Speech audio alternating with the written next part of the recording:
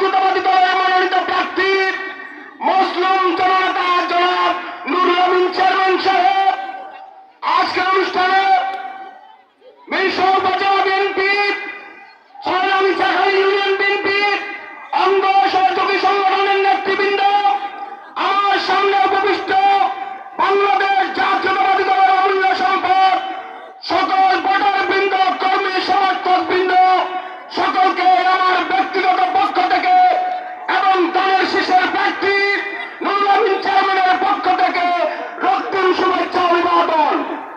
প্রিয় নেতৃবৃন্দ, ইতিমধ্যে আপনারা দেখেছেন জামাতের আমির সীতাকুণ্ডের জনসভায় মহান স্বাধীনতার ঘোষক শহীদ রাষ্ট্রপতি জিয়াউর রহমানের নাম সারা বাংলাদেশে সর্বজন বিদিত হওয়া সত্ত্বেও স্বাধীনতার ঘোষণাকে বিকৃত করেছে।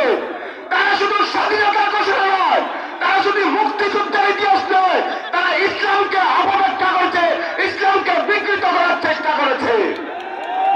ইতিমধ্যে সারা বাংলাদেশে তারা ধর্মীয় অপব্যাখ্যাকারী হিসেবে সকল দল, মত, ধর্ম, গোত্র নির্বিশেষে সকল মানুষের কাছে উপেক্ষিত হয়েছে।